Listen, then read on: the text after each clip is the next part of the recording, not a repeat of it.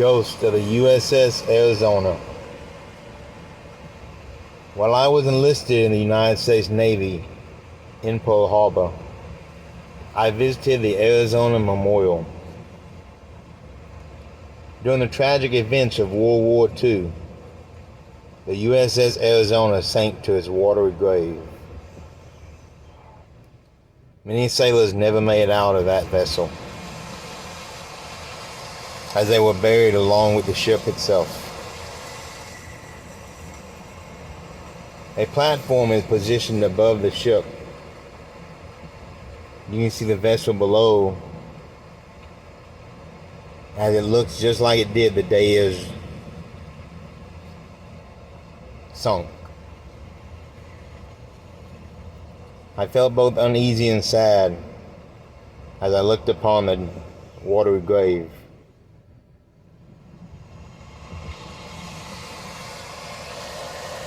It was low tide, so I had a little bit clearer picture of the decks and structures below me. I saw the fish swimming around, and seaweed had taken over the ship.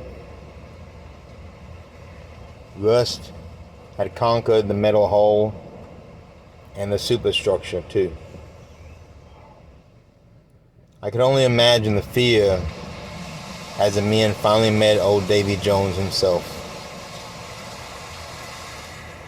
The anger that was felt from the survivors, and how they made Japan suffer for such a cowardly act. As I pondered this, scratching my head, I saw something move. My eyes looked down upon the sunken deck again, and I was stunned by what I saw. Everything in this world, including time, seemed to stop. As I saw a vision, if you can call it that. My heart began to beat faster as my eyes behold a wonder. I saw the grand ship as it was being attacked. I could hear the blood-curdling screams as men became trapped inside their home. Bombs fell, echoed by explosions and screams. The attack was so sudden that many were still getting dressed. Oh, there was no saving the ship. She was going down. Many were trapped and would drown or die horrible deaths. Some escaped, jumping over the side, swimming towards safety. But many died while trying to save their shipmates.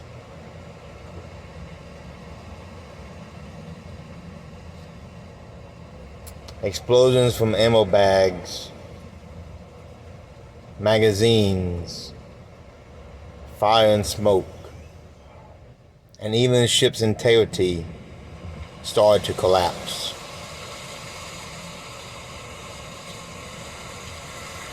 The massacre and the bloodshed, the explosions and the bombs will no doubt give me nightmares for the rest of my life, just as it did to any who survived that awful, awful day.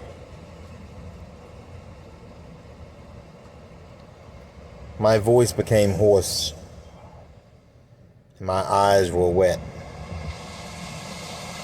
I closed them to hide and fight back the tears.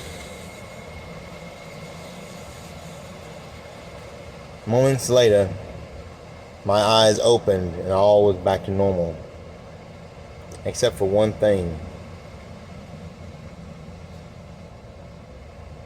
A single man was on the bow of the ship. under the water. He was an officer. You could tell by his uniform. He saluted the bridge, but I realized it was not the bridge, but where the flag should be, that he was saluting.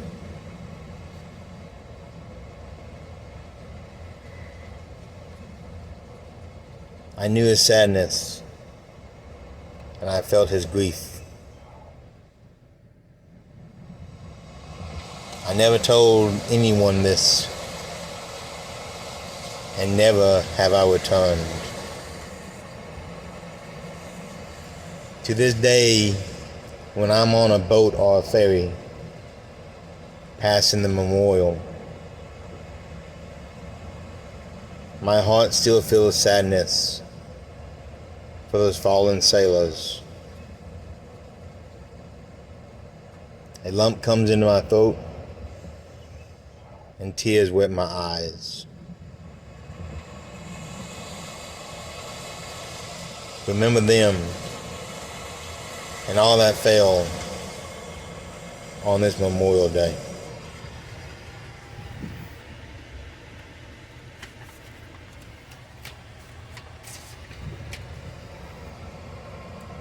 Grandpa comes home.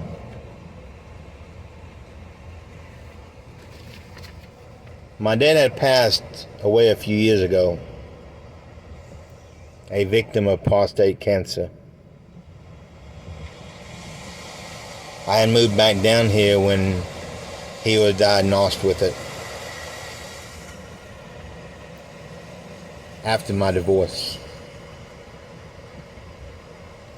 I had lived in another state for over 10 years with my wife and my 2 sons. We were all there the night he passed away. And it made me realize something. This is my home, where I was born. And this is where I want to die. Dad was a wartime veteran, having lost his leg due to complications from World War II. Oh, he had his faults. So did I. We were, after all, human and not quite so perfect.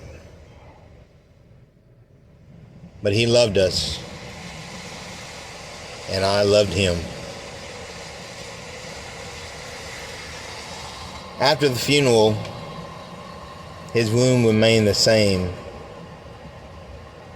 Grandma made it a point to not change anything in it. After the war, he worked at the post office until he retired. Then he became a farmer and passed that knowledge to my brother. He would wake up early every day, around 4:30. He would hop in his truck, drive around, and wake up all their children, blowing his horn until they finally turned the porch light on. He'd laugh, and then he would go meet his brother. His brother loved playing slot machines at a local gas station. They would hang out for a few hours, but he would always return at 6:30 and have breakfast at home. This routine he kept for many years. I had never known him to break it. We had a bar that separated the kitchen and living room.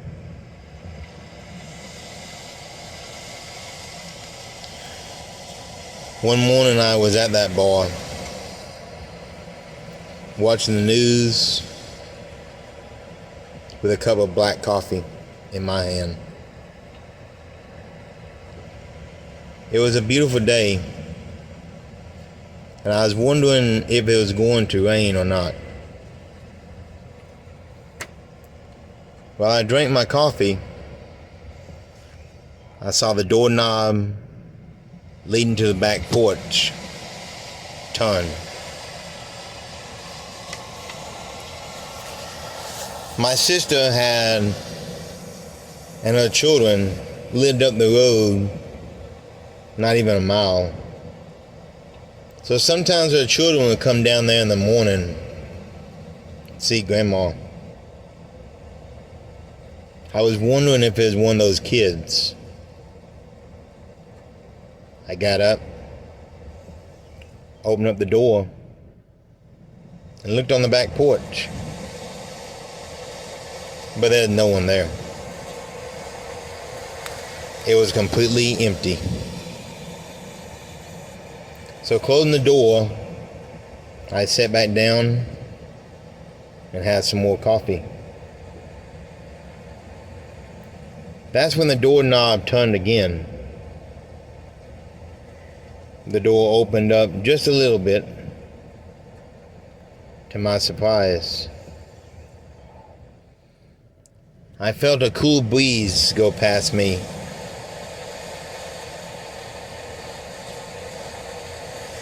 Needless to say, it freaked me out a little bit.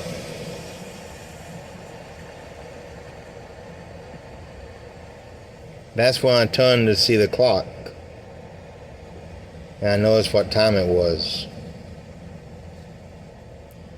It was exactly 6:30 in the morning. And that's when I realized my dad's ghost had come home. I didn't even believe in ghosts, but I did that day. That was a story my father told me about Grandpa. His picture is on display. Remember him and all the vets that passed away as this holiday gets closer. While you're on the water, enjoying this nice weather, or grilling in the backyard, take a moment, my friend, and remember, if it wasn't for those vets that died, we would not have the freedoms we do now. And our life would be completely miserable for it. Happy Memorial Day.